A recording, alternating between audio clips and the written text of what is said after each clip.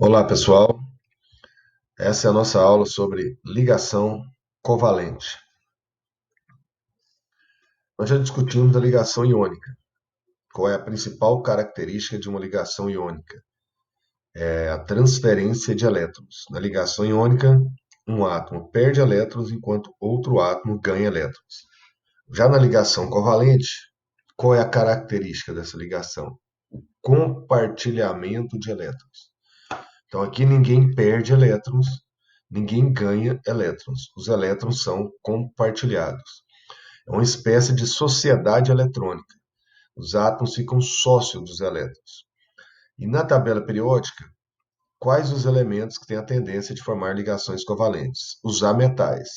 Porque os ametais, devido a terem raios pequenos e alta eletroafinidade, eles não têm tendência de perder, eles querem ganhar. Então, na combinação de ametal com ametal, se ambos querem ganhar, a única opção é compartilhar, ou seja, ficarem sócios dos elétrons. Aqui nós temos três exemplos de compartilhamento. Lembrando que esses compartilhamentos procuram seguir o raciocínio da regra do octeto. Nesse caso, os átomos compartilham elétrons para ficarem com a configuração eletrônica semelhante de um gás nobre. Então, no caso do hidrogênio, o hidrogênio tem só um elétron. Para ele alcançar a estabilidade, ele precisa ter dois elétrons, para ficar com o hélio, que é o primeiro gás nobre. Elementos que têm só um nível de energia procuram ficar com o hélio, que é o chamado dueto. Então, se esse hidrogênio precisa ganhar e o outro hidrogênio precisa ganhar, a opção é o compartilhamento, como está sendo mostrado aqui, onde eu estou apontando com o meu apontador laser. Esses dois pontinhos representam os elétrons que estão sendo compartilhados. E esses elétrons agora eles são contados, contabilizados para os dois átomos. Então, cada hidrogênio alcançou o dueto, dois elétrons. No caso do oxigênio, o oxigênio é do grupo 16, família 6A. Então, ele tem 6 elétrons na camada de valência. Como que ele pode alcançar o octeto? Ele precisa de mais dois elétrons. Mas se ambos os oxigênios precisam de dois elétrons, então a opção é o compartilhamento, que está sendo mostrado aqui. O compartilhamento ele pode ser mostrado por um círculo ao redor dos elétrons ou por um retângulo, como eu coloquei aqui. Os elétrons que aparecem dentro desse círculo do retângulo estão sendo compartilhados, eles são contabilizados, contados para os dois átomos. Então agora cada oxigênio tem 2, 4, 6, 8 elétrons.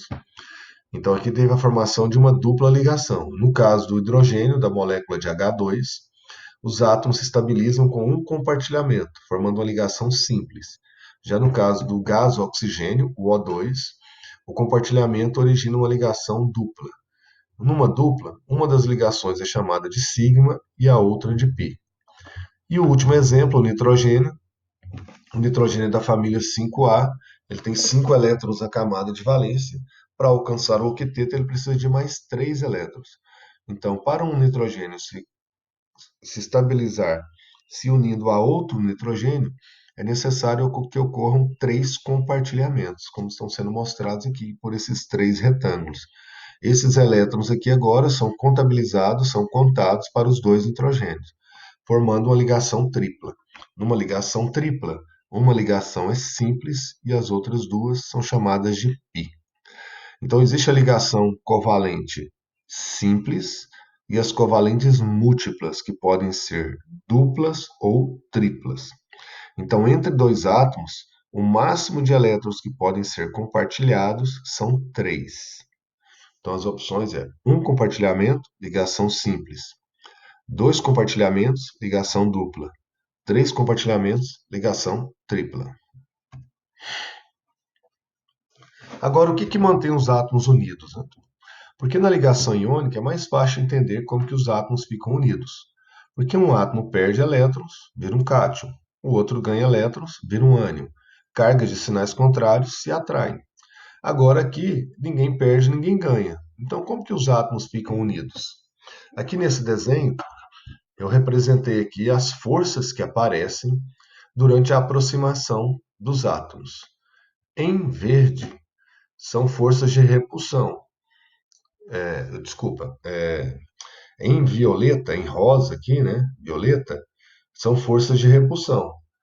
Positivo repele positivo, negativo repele negativo. E em verde são as forças de atração. Positivo atrai negativo. Então, quando os átomos se aproximam, vão surgindo essas forças de atração e de repulsão. Quando que ocorre a formação da ligação covalente? Quando essas forças entram em equilíbrio. Existe uma distância ideal entre os átomos, que é chamada de comprimento de ligação, na qual essas forças de atração e essas forças de repulsão estão em equilíbrio. Aqui ao lado, nós temos a representação da molécula de hidrogênio, mostrando os elétrons, que é a chamada fórmula de Lewis, ou eletrônica, e cada par de elétrons compartilhado pode ser substituído por um traço. Então, um traço sempre representa dois elétrons sendo compartilhados. Quando você substitui os elétrons pelo traço, você está usando a fórmula estrutural. Então, os elétrons que estão sendo compartilhados, eles atuam como uma cola, mantendo os átomos unidos. Então, existe uma distância ideal para que vai variar de átomo para átomo, né? De átomos para átomos, na qual essas forças de atração e de repulsão ficam em equilíbrio, e aí ocorre então a formação da ligação covalente. Isso pode ser representado num gráfico, que inclusive já caiu no Enem. Vamos entender esse gráfico. O gráfico está trazendo a energia em função da distância internuclear. O que significa isso? A distância entre os átomos. No infinito, quer dizer, quando os átomos estão totalmente separados um do outro, a energia potencial foi convencionada como zero. Então, lá no infinito, átomos isolados, a energia é zero. À medida que os átomos vão se aproximando, ó, acompanha o meu cursor laser. Nesse sentido, eu estou aproximando os átomos, está diminuindo a distância entre eles. Então, à medida que eles vão se aproximando, a energia vai diminuindo, diminuindo, diminuindo, diminuindo, diminuindo, até atingir um mínimo. Nesse mínimo é o momento onde as forças de atração estão em equilíbrio com as forças de repulsão. É quando ocorre a formação da ligação covalente. Essa é uma primeira pergunta que ele pode fazer a respeito desses gráficos. O que ocorreu nesse ponto de mínimo de energia? Formação da ligação covalente. E nesse ponto, quais informações importantes você pode conseguir nesse ponto? Ele pode te perguntar qual é o valor da energia de ligação. Aí basta olhar aqui no eixo da energia. Então, a energia de ligação, nesse caso, é 435 kJ por mol. Energia de ligação também é a energia necessária para romper a ligação, que está sendo representada aqui na parte de cima. HH absorvendo 435 kJ, quebra a ligação e separa os dois hidrogênios. Então, a energia de ligação é a energia necessária para romper um mol de ligações químicas entre dois átomos nas condições padrão. Então, sempre nesse ponto de mínimo, você vai encontrar a energia de ligação no eixo da energia. E no eixo da distância, você vai encontrar o comprimento de ligação, que nesse caso, para a molécula de hidrogênio, é de 75 picômetros. O comprimento de ligação é a distância de um núcleo ao outro núcleo. E o comprimento de ligação é o comprimento ideal para que as forças de atração estejam em equilíbrio com as forças de repulsão. Encontrado o comprimento de ligação, a partir dele você pode encontrar um outro dado, que é o raio do átomo, dividindo por 2, como está aqui nessa mistura. Nessa mistura, não, desculpe, nessa figura. Então, o comprimento de ligação é de 75 picômetros. Divide por 2, você tem o raio do átomo de hidrogênio. Então, esse ponto de mínimo, ele te fornece três informações: a energia de ligação, o comprimento da ligação e o raio. Espontaneamente, os átomos só caminham até aqui.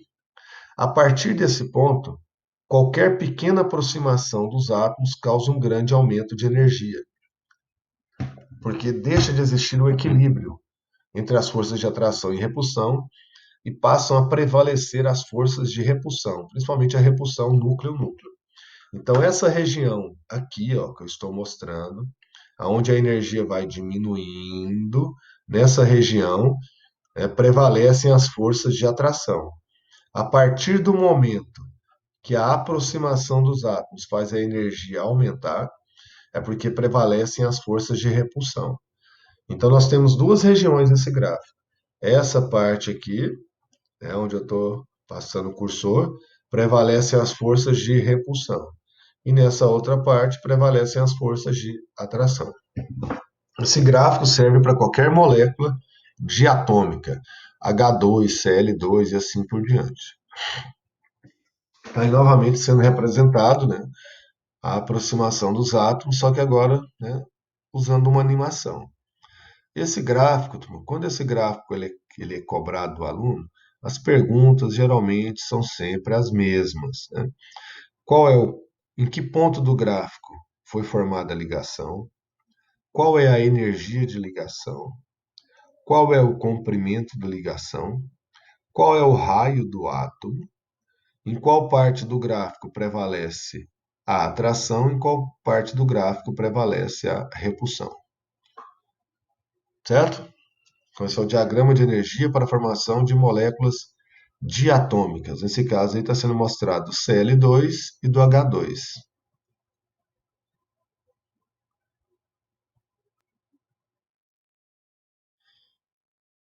Agora, por que uma ligação é chamada de sigma e a outra de π? Né? Tanto a ligação sigma como a ligação π, elas são formadas pelo compartilhamento de elétrons.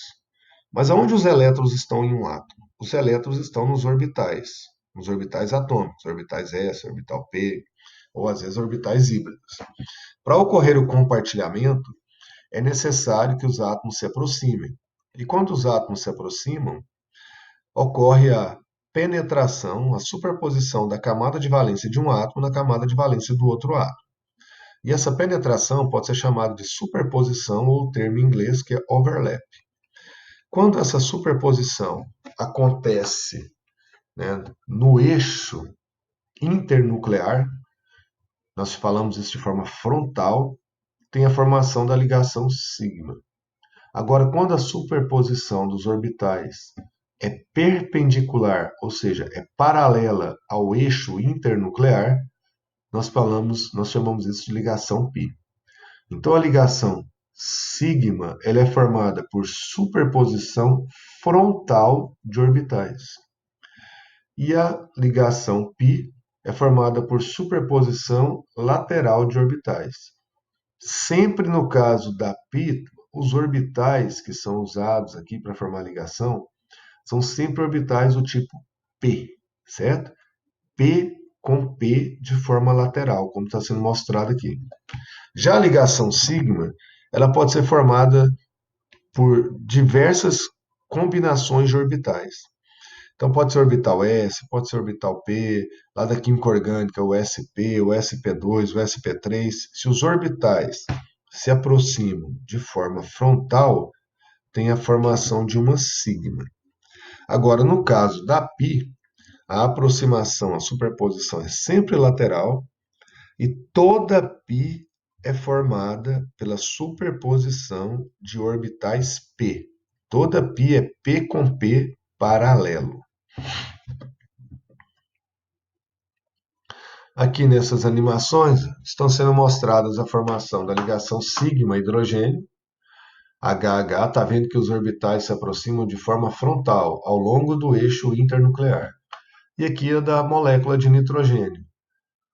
Tem uma aproximação frontal, formando a sigma, e duas aproximações laterais, formando as ligações πs. Lembre-se que numa tripla, sempre uma é sigma e as demais são πs.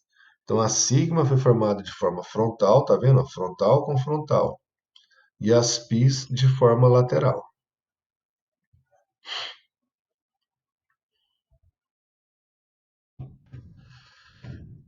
Tem dois tipos de ligação covalente. Na verdade, assim, me expressei mal. Ligação covalente só tem um tipo. Mas para formar uma ligação covalente, existem duas formas de compartilhamento.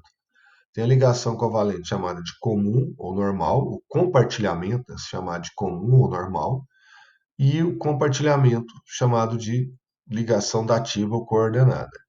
Na ligação covalente comum ou normal, cada átomo empresta um elétron para o compartilhamento.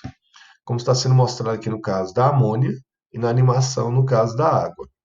Os elétrons de cada ligação, né, cada traço é uma ligação, cada traço são dois elétrons que estão sendo compartilhados. Só que nessas ligações, qual foi a origem dos elétrons? Cada átomo compartilhou, né, um elétron. Cada átomo contribuiu com um elétron para a ligação. Então, essa é a ligação covalente comum ou normal, na qual cada átomo entra com um elétron. Já a ligação covalente ativa ou coordenada, qual é a diferença? Nesse caso aqui, ó, amônia reagindo com H+, formando amônio. H+ é simplesmente um próton, não tem elétrons. O hidrogênio só tem um elétron. H+ perdeu esse elétron, então H+ não tem nenhum elétron. Mas o nitrogênio da molécula de amônia alcançou o octeto com essas três ligações e tem aqui dois elétrons restantes, que nós chamamos de elétrons não compartilhados ou isolados. Esses elétrons que ele não está utilizando, ele pode então emprestar para o hidrogênio. Estabelecer uma ligação covalente coordenada ou dativa com o hidrogênio, que é representada por uma seta, como eu coloquei aqui, formando o cátion amônio. Então, essa ligação covalente, toda ligação covalente é formada por dois elétrons. Só que nesse caso, os dois elétrons compartilhados vieram do nitrogênio. O hidrogênio não contribuiu com nenhum elétron. Outro exemplo é a molécula aqui de SO3. Da molécula de SO3, o enxofre alcança o octeto, estabelecendo uma dupla com o oxigênio. Tanto o enxofre como o oxigênio alcançaram 8 elétrons após o compartilhamento desses dois pares de elétrons, formando a ligação dupla SO. Mas cada oxigênio aqui, os outros demais oxigênios, precisam de dois elétrons. E o enxofre tem ali dois pares de elétrons não compartilhados ou isolados. Esses elétrons não compartilhados ou isolados podem ser utilizados para estabelecer duas dativas, uma com cada oxigênio, que estão sendo representadas aqui por essas setas. Então, essas duas ligações covalentes foram formadas com elétrons que vieram exclusivamente do enxofre. Esses átomos de oxigênio não contribuíram com nenhum elétron. Agora, cuidado, o enxofre ou o nitrogênio, no primeiro exemplo, eles não estão perdendo esses elétrons. Os elétrons estão sendo compartilhados. Na hora de contar os elétrons, por exemplo, aqui, esses dois elétrons, você vai contar para o enxofre, mas depois você vai contar também para o oxigênio. Na ligação covalente, ninguém perde, ninguém ganha. Os elétrons são compartilhados. Agora, essa questão da seta, ela não é mais recomendada pelo IUPAC. Essa recomendação já é bastante antiga. Essa recomendação já tem quase uns 20 anos. Só que o nosso ensino médio insiste, e alguns professores também insistem, em utilizar a seta, certo? Hoje, os livros mais novos do ensino médio, graças a Deus, já estão seguindo a recomendação da IUPAC e não estão colocando as setas. Então, atualmente, essa recomendação aqui ó, está mais de acordo com a IUPAC do que essa com as setas. Então, a ligação covalente comum, vamos generalizar agora, resumindo, a ligação covalente comum ou normal, cada átomo entra com um elétron para o compartilhamento. Já na ligação covalente coordenada ou dativa, um átomo sozinho empresta o par de elétrons que será compartilhado. Aqui nós temos o exemplo do CO, do monóxido de carbono. O oxigênio consegue alcançar a estabilidade estabelecendo uma dupla com carbono. Só que o carbono, após a formação dessa dupla, o carbono ainda não alcançou o octeto, ele fica com 6 elétrons. O oxigênio, então, utiliza um dos seus pares de elétrons não compartilhados para formar uma ligação covalente coordenada ou dativa com o oxigênio. Então, no CO, nós temos uma tripla ligação e uma dessas ligações é uma dativa do oxigênio para o carbono.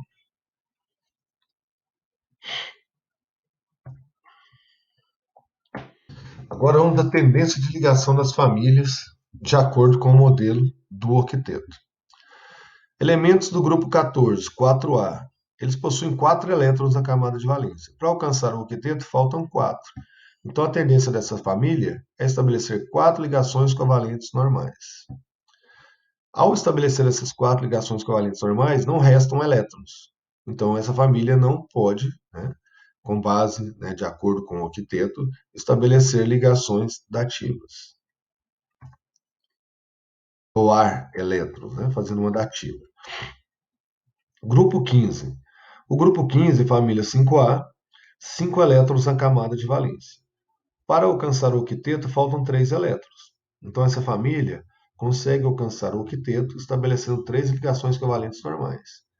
Estabelecidas essas ligações, restam 2 elétrons. Esses 2 elétrons restantes podem ser utilizados para formar uma ligação dativa. Então, os elementos do grupo 15 podem estabelecer 3 ligações covalentes normais, já alcançam o octeto, sobram 2 elétrons, que podem ser utilizados, se necessário, para a formação de uma dativa. Um átomo só estabelece a dativa após ele alcançar o octeto. Alcançou o octeto, sobraram elétrons, esses elétrons podem ser utilizados para a formação da ligação dativa. Grupo 16, 6A, 6 elétrons na camada de valência. Para o octeto, faltam 2. Então, a tendência dessa família é estabelecer 2 ligações covalentes normais. Estabelecidas essas ligações, o átomo alcança o octeto, só que restam 2 pares. Esses 2 pares podem ser utilizados para fazer até 2 dativas. E o grupo 17, 7 elétrons na camada de valência. Para o octeto falta 1, então a tendência dessa família, uma ligação covalente normal. Estabelecida essa ligação, o elemento alcança o octeto, só que restam 3 pares. Se necessário, esses 3 pares podem ser utilizados na formação de até 3 dativas. Generalizando tudo isso, nós temos essa tabelinha. Então, é extremamente importante você saber o número de ligações covalentes comuns ou normais que cada família tem que fazer para atingir o octeto, quer dizer, qual é o mínimo. Então, no caso da família 4A, 4 comuns alcançam o octeto, 5A, 3 comuns, 6A, 2 comuns, 7A, 1 comum. Então, esse aqui é o mínimo de ligações que cada família tem que estabelecer para alcançar o octeto. Agora, no caso da família 5A, 6A e 7A, após a realização de 3, 2 e 1 ligação, restam elétrons. Esses elétrons restantes podem ser utilizados para a formação de dativas. Então, no caso da família 5A, pode estabelecer uma dativa, da 6A até 2, da 3A, da 7A até 3. Esse quadrinho, ele é extremamente importante, esse quadrinho. Quem não sabe esse quadrinho tem que memorizar esse quadro. É extremamente importante você saber qual é a tendência de cada família em relação ao número de ligações covalentes comuns e dativas. Ordem de ligação. O que é a ordem de ligação? É o número de ligações covalentes entre dois átomos. Toda simples é uma ordem 1, toda dupla é uma ordem 2, toda tripla é uma ordem 3. E é importante saber relacionar a ordem com comprimento e energia de ligação, como está sendo mostrado nessa tabela para o carbono. O que eu vou falar nessa tabela para o carbono, você vai generalizar para todos os demais elementos. Quando aumenta a ordem de ligação, 1, 2, 3, o que acontece com o comprimento de ligação? Desculpa, que eu mudei aqui. O comprimento de ligação, ele diminui, tá vendo? Ordem 1, 1,54. Ordem 2, 1,37. Ordem 3, 1,2. Então, generalizando, quando aumenta a ordem de ligação, diminui o comprimento de ligação, quer dizer, a distância entre os átomos. E, ao mesmo tempo, aumenta a energia de ligação. 1, 2, 3, 370, 699, 960. Então, a ordem de ligação ela é inversamente proporcional ao comprimento e diretamente proporcional à energia de ligação. Certo?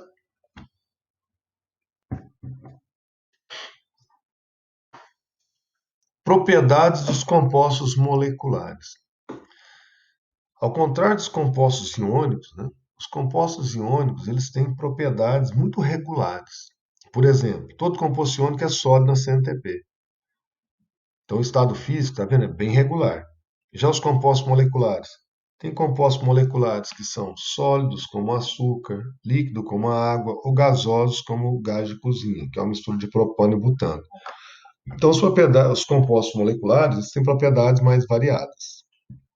No caso do estado físico, ele vai depender de dois fatores que serão discutidos em outras aulas, que é a massa molecular e as forças intermoleculares. Então, o estado físico dos compostos moleculares é variado. Tem compostos moleculares sólidos, líquidos e gasosos. Então, tem uma variedade muito grande de ponto de fusão e de ponto de ebulição. Ao contrário dos compostos iônicos, você generaliza. Todo composto iônico tem um ponto de fusão alto, tem um ponto de ebulição alto. Então, essa é a primeira característica quanto ao estado físico. Em relação ao estado sólido, nós podemos ter os dois tipos de sólidos, os chamados sólidos moleculares, que são formados por moléculas individuais. No caso, o açúcar é um exemplo, sacarose. Esses cristais de sacarose, esses cubos de sacarose, eles são formados por moléculas individuais. Cada molécula tem esse número de átomos, C12, H22O11. O ponto de fusão é 184, então é baixo. Então, os compostos covalentes formados por moléculas individuais têm um ponto de fusão baixo. Outro exemplo é o gelo. O gelo tem um ponto de fusão de 0 graus. Ele é formado por moléculas individuais, moléculas do tipo H2O.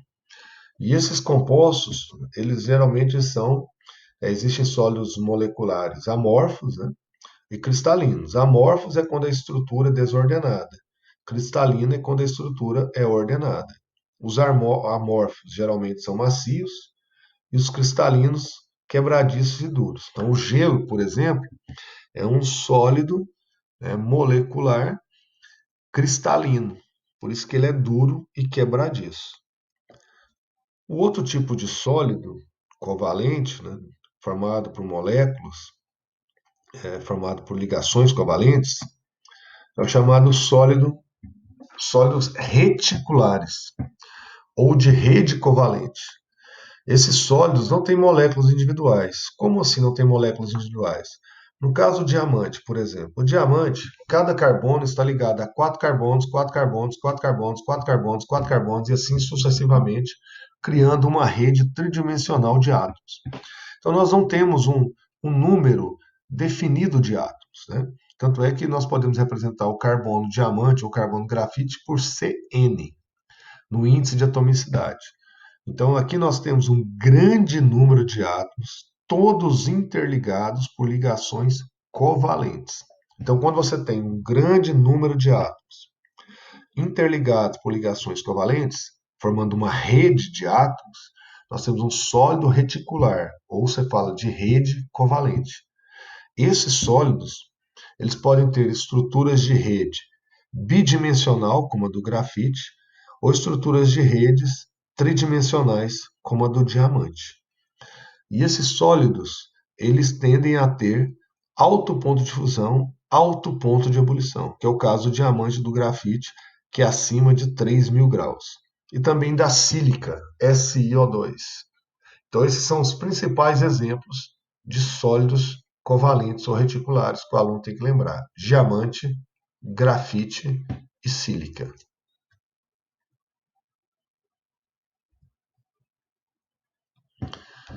E por último, a questão da condutividade térmica e elétrica. Os compostos covalentes possuem condutividade térmicas e elétricas geralmente baixas. Então, eles podem ser considerados como isolantes térmicos e elétricos. Tem algumas exceções em relação à corrente elétrica, né? Quais são as importantes? Grafite, nanotubos e grafeno. Então, são compostos formados por ligações covalentes que são condutores. Mas isso não é o comportamento geral. De modo geral, compostos formados por ligações covalentes têm baixa condutividade elétrica. E, em meio aquoso, os compostos moleculares, de modo geral, também não produzem soluções que conduzem corrente elétrica, né? Por exemplo, a água pura é um líquido, né, formado por moléculas, não conduz corrente elétrica. Agora, A água com íons já é uma solução eletrolítica. Alguns compostos moleculares, eles se ionizam em água, ou seja, reagem com a água. Ionização significa formação de íons, uma reação química. Então, como eu coloquei exemplo aí, ó, como exemplo, ácidos e amônia. Amônia pura é um composto molecular, não conduz corrente elétrica. Mas a amônia em água, ela reage com a água e leva à formação de íons. Ocorre ionização e essa solução vai conduzir corrente elétrica. A mesma coisa para os ácidos, como está sendo mostrado na animação.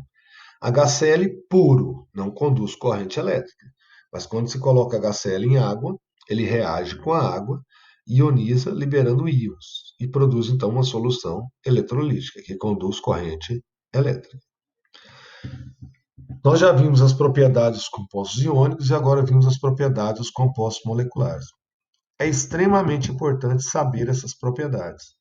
As questões gostam de abordar isso, principalmente no Enem. Eles abordam geralmente, né, te dando dicas. Falam, um composto X tem ponto de fusão isso, ponto de ebulição aquilo, a condutividade assim, assado. Ele vai te dando as dicas. E com base nessas dicas, você tem que saber avaliar se o composto é iônico ou se o composto é molecular. E depois nós ainda vamos discutir os compostos metálicos. Então é extremamente importante você conhecer as propriedades de cada tipo de composto químico, né? Composto iônico, composto molecular e posteriormente os compostos metálicos. Tudo bem? Então, um abraço a todos.